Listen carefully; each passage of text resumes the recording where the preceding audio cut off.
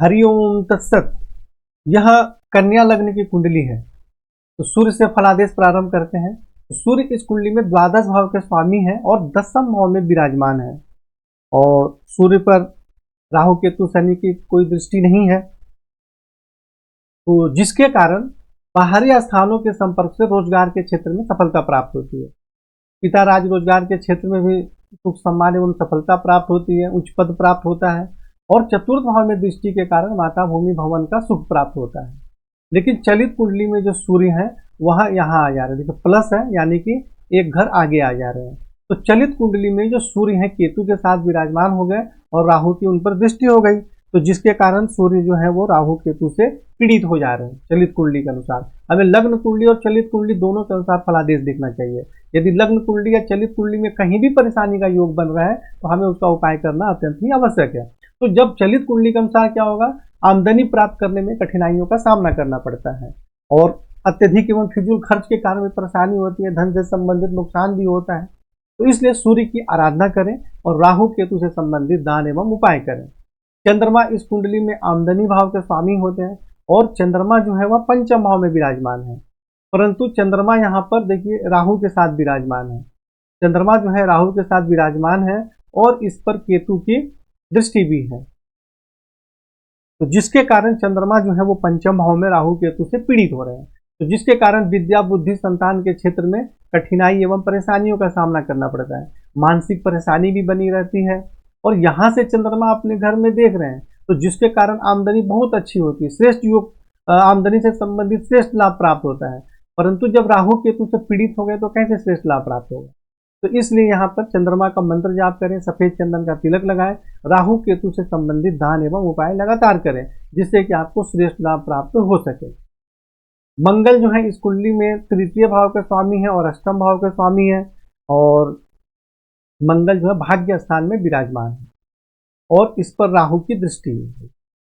मंगल जो है इस कुंडली में अकारक होते हैं लेकिन आयु के लिए अच्छे होते हैं, और मंगल जो है भाग्य भाव में चले गए और राहु से पीड़ित हो गए, तो जिसके कारण भाग्य की उन्नति में कठिनाइयों का सामना करना पड़ता है। उच्च शिक्षा प्राप्त करने में भी परेशानी होती है और स्वास्थ्य एवं आयु में भी कठिनाई एवं परेशानी होती है, और भाई बहन के सुख में भी परेशानी होती है। तो हर तरह से इसमें जो है परेशानी का योग बन रहा है।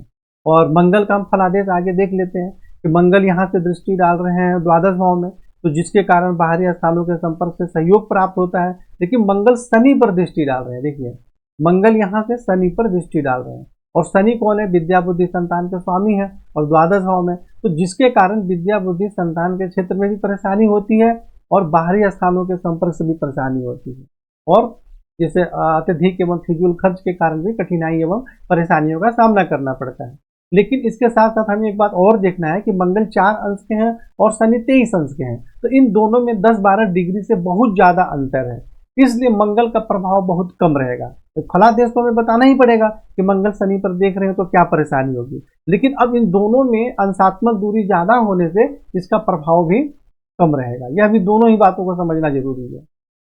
और यहाँ से मंगल जो है वह तृतीय भाव में दृष्टि डाल रहे हैं अपने ही घर में, तो जिसके कारण पराक्रम में वृद्धि होती है, भाई बहन का सुख प्राप्त होता है, लेकिन राहु से पीड़ित होने के कारण श्रेष्ठ लाभ प्राप्त नहीं हो पाता।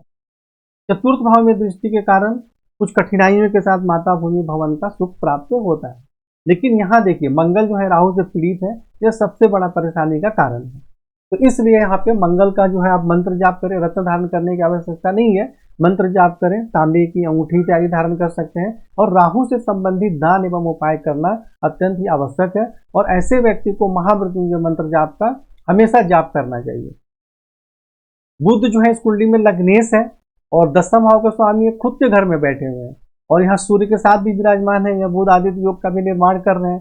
तो यहाँ विराजमान होने के कारण पिता राज रोजगार के क्षेत्र में सुख सम्मान एवं सफलता प्राप्त होती है, श्रेष्ठ लाभ प्राप्त होता है, शारीरिक स्वास्थ्य सौंदर्य सम्मान एवं प्रतिष्ठा में भी वृद्धि होती है, और चतुर्थ भाव में दृष्टि के कारण माता भूमि भवन का भी सुख प्राप्त होता है। तो बुध यहाँ पर बहुत अच्छा और श्रेष्ठ लाभ प्रदान कर रहे हैं। गुरु जो है इस कुंडली में चतुर्थ भाव के स्वामी और सप्तम भाव के स्वामी, यानी माता भूमि भवन के स्वामी है और पत्नी एवं वैवाहिक जीवन के स्वामी। और गुरु कहाँ चले गए, षष्ठ घर में, रोग और शत्रु के घर में, यानी कि जो सप्तम भाव के स्वामी है वह षष्ठ भाव में भी गए एक तरह से, और स्वयं से देखा जाए तो द्वादश भाव में भी चले गए, तो ज्यादा परेशानी का योग बन गया। तो जिसके कारण माता, भूमि, भवन, पत्नी, वैवाहिक जीवन के सुख में कुछ कठिनाई एवं परेशानी होती है। षष्ठ भाव में चला गया तो इसका मतलब ये नहीं कि सुख नहीं मिलेगा, इन सुखों में कठिनाई एवं परेशानी होगी जिसके कि ये स्वामी है। परंतु नौकरी में सफलता भी प्राप्त होती है। यहाँ से गुरु दृष्टि डालते हैं दसम भाव पर, तो जिसके कारण पिता, राज, रोजगार के क्षेत्र में सुख समाने एवं सफलता प्राप्त होती है। और द्वादश भाव में दृष्टि के कारण बाहरी स्थानों के संपर्क से सहयोग प्राप्त होता है। द्वितीय भाव में दृष्टि के कारण धन एवं कुटुंब का सुख प्राप्त होता है। परंतु एक तो गुरु षष्ठ भाव में चले गए और बिल्कुल कमजोर भी है, वक्री है, लेकिन 2 अंश के होकर वक्री है, तो बहुत ज्यादा बली नहीं होंगे। इसलिए यहाँ गुरु को प्रबल करना आवश्यक है जिससे कि श्रेष्ठ लाभ प्राप्त हो सके। शुक्र जो है इस कुंडली में भाग्य भाव के स्वामी और स्वराशि में विराजमान है, धन एवं कुटुंब के भी स्वामी है, तो जिसके कारण भाग्य की विशेष उन्नति होती है। आप धर्म का पालन करते हैं, उच्च शिक्षा अच्छी प्राप्त होती है, धन एवं कुटुंब का सुख प्राप्त होता है, और तृतीय भाव में दृष्टि के कारण भाई बहन का सुख भी प्राप्त होता है। लेकिन जिस प्रकार मंगल पर राहु की दृष्टि है, उसी प्रकार शुक्र पर भी राहु की दृष्टि है, तो जिसके कारण वैवाहिक जीवन से संबंधित और प्रेम के क्षेत्र में कठिनाई एवं परेशानी होती है। तो इसलिए यहाँ पे शुक्र का जो है आप मंत्र जाप करें। अपने घर में 10 अंश के ठीक है, लेकिन फिर भी इनका मंत्र जाप करें, और राहु से संबंधित दान उपाय तो आपको करना ही है। शनि जो है इस कुंडली में पंचम भाव के और षष्ठ भाव के स्वामी है, रोग और शत्रु के भी, विद्या बुद्धि संतान के भी स्वामी है। द्वादश भाव में शनि के घर में विराजमान हो गए, और इस पर मंगल की दृष्टि भी है जैसा कि मैंने बताया था। हालांकि मंगल 4 अंश के हैं और यह 23 अंश के हैं, तो अंशात्मक दूरी के कारण थोड़ा प्रभाव कम पड़ेगा। तो शनि यहाँ विराजमान होने के कारण विद्या बुद्धि संतान के क्षेत्र में कठिनाई एवं परेशानी होती है। अत्यधिक एवं फिजूल खर्च के कारण भी परेशानी होती है। बाहरी स्थानों के संपर्क से भी परेशानियों का सामना करना पड़ता है। और जैसे मंगल इस पर दृष्टि डाल रहे हैं, तो जिसके कारण पैर के निचले भाग में चोट इत्यादि भी लगने की संभावना रहती है। और यहाँ से शनि दृष्टि डाल रहे हैं द्वितीय भाव में, तो जिसके कारण धन एवं कुटुंब का सुख प्राप्त होता है। अब यहाँ देखिए, एक ही ग्रह का अलग अलग फलादेश होता है, जहां विराजमान होंगे उसका फलादेश अलग, जहां दृष्टि डालेंगे उसका फलादेश अलग होगा। तो यहाँ दृष्टि डालने के कारण धन एवं कुटुंब का सुख प्राप्त होता है। और षष्ठ भाव में स्वराशि में दृष्टि के कारण शत्रु पक्ष पर प्रबल प्रभाव रहता है, विजय प्राप्त होती है, और नौकरी में बहुत अच्छी सफलता प्राप्त होती है। और यहाँ से शनि जो है 9वें भाव में दृष्टि डाल रहे हैं, लेकिन यह मंगल पर दृष्टि डाल रहे हैं। जिस प्रकार मंगल शनि को दृष्टि डाल रहे हैं और शनि मंगल को दृष्टि डाल रहे हैं, तो ये दोनों ही मतलब अच्छा योग नहीं होता है, तो जिसके कारण भाग्य की उन्नति में कठिनाइयों का सामना करना पड़ता है, स्वास्थ्य एवं आयु में भी परेशानी होती है। लेकिन यहाँ 23 और 4 अंश के हैं, इसलिए इन दोनों का एक दूसरे के प्रति जो दृष्टि डालकर जो विस्फोटक योग बना रहे हैं, उसका प्रभाव बहुत ज्यादा नहीं होगा, लेकिन होगा जरूर। लेकिन राहु मंगल को जो दृष्टि डाल रहे हैं, ये सबसे ज्यादा परेशानी का योग बना रहे हैं। तो इसलिए इन सब चीजों को समझकर जो आपको जैसे कुंडली में उपाय बताया गया है वैसे उपाय करना है, और आपको नहीं समझ में आया तो फिर से फोन करके आपको चर्चा करना है। और राहु जो है इस कुंडली में पंचम भाव में चंद्रमा के साथ विराजमान है, जिसके कारण विद्या बुद्धि संतान के क्षेत्र में कठिनाई एवं परेशानी होती है। और चंद्रमा आमदनी भाव के स्वामी है, तो जिसके कारण आमदनी में भी परेशानी होती है, मानसिक परेशानी भी बनी रहती है। और यहाँ से राहु दृष्टि डाल रहे हैं 9वें भाव में मंगल पर, तो जिसके कारण भाग्य की उन्नति में भी कठिनाई परेशानी होती है, स्वास्थ्य, आयु, भाई बहन के सुख में भी कठिनाई एवं परेशानी होती है। एकादश भाव में दृष्टि के कारण आमदनी प्राप्त करने में कठिनाइयों का सामना करना पड़ता है। कभी तो अचानक लाभ प्राप्त हो जाएगा, लेकिन उससे कई गुना अचानक नुकसान भी हो जाएगा। तो दोनों चीजों को समझना जरूरी है। और लग्न में दृष्टि डालते हैं, तो जिसके कारण ऐसे व्यक्ति परिश्रमी, हिम्मती, निडर होते हैं, और जो भी कार्य सोच लेते हैं मुझे करना है तो उसको करके ही छोड़ते हैं, या जो हमें प्राप्त करना है सोच लेते हैं उसके पीछे ही पड़ जाते हैं। तो यहाँ के लिए तो राहु अच्छा फल दे रहे हैं लग्न के लिए, लेकिन पंचम भाव, 9वां भाव, एकादश भाव के लिए बिल्कुल भी अच्छा फल नहीं दे रहे और परेशानी का योग बना रहे हैं। इसलिए राहु से संबंधित दान एवं उपाय करना अत्यंत आवश्यक है।